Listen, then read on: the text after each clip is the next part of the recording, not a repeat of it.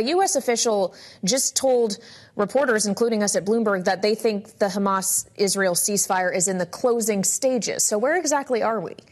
That was the message from a senior administration official just minutes ago, and the official wouldn't engage on questions about Netanyahu's speech specifically.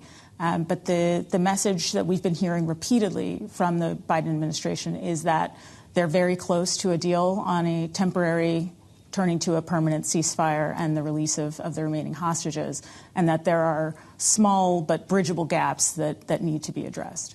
Well, and when we consider what needs to be addressed, obviously many lawmakers decided not to attend the speech today because they want to see a ceasefire in place. They're unhappy with the conduct of the Netanyahu government when it comes to Gaza. Is he likely to have allayed any of the fears that are present in the Democratic Party about that conduct? Because I've seen a lot of criticism, including from the likes of Speaker Emerita Nancy Pelosi, who was not in the chamber for this today.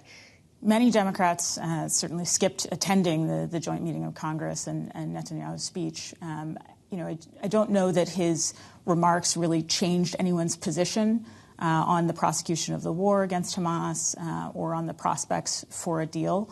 But the administration here is adamant that things are happening and that over the next week or so, with a series of high-level in-person meetings, that a deal may be coming in short order. Well, of course, that in-person meeting happening tomorrow between Biden and Netanyahu, then a separate meeting, we understand, with Harris and Netanyahu. And then Netanyahu will be flying down to Florida to meet with former President Donald Trump at Mar-a-Lago on Friday. So how does the rhetoric we heard today on Capitol Hill translate as we look ahead to those meetings tomorrow?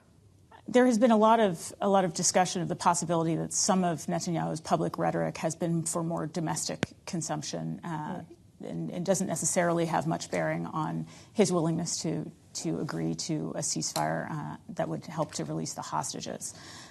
Tomorrow, he will meet with President Biden, and that is expected to happen around 1 p.m., followed later, as you said, with a separate meeting with Vice President Harris.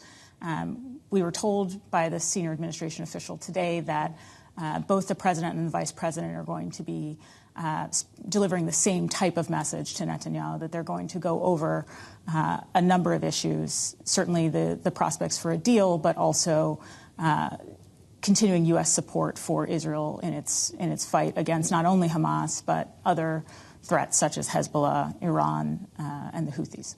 All right, Bloomberg's Courtney McBride, thank you so much. In the meantime, Kamala Harris, the newly minted presumptive Democratic nominee, attended a campaign event today for the Zeta Phi Beta sorority in Indiana, where she had this to say about the election's potential outcome in November. Well, let me tell you something. When I am president of the United States, and when Congress passes a law to restore those freedoms, I will sign it into law.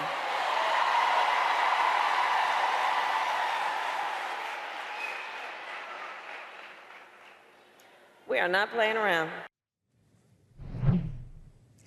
Tomorrow, Harris is expected to travel to Houston, Texas. Joining me now with more is Bloomberg's Texas bureau chief, Julie Fine. So I'm not sure, Julie, that Texas is the state Harris can win. So interesting to see it on her agenda this week. And, of course, all of her appearances are ahead of hearing from the president himself in that Oval Office address this evening. Yeah, I mean, Texas, has gone red in the last many elections. However, she'll be speaking to the American Federation of Teachers tomorrow. They have a huge conference. She will have a big audience. And while Texas has gone red, Texas is also known for its fundraising. So tomorrow she will have a large captive audience in a state that has money to spend on elections. And, of course, Joe Biden will presumably have a captive audience when he speaks to the nation from the Oval Office tonight. Bloomberg's Julie Fine, thank you so much. Now we want to take a look at the other big story in markets, or in the news today, which is markets. The S&P 500 fell 2.3%, its biggest decline since December of 2022.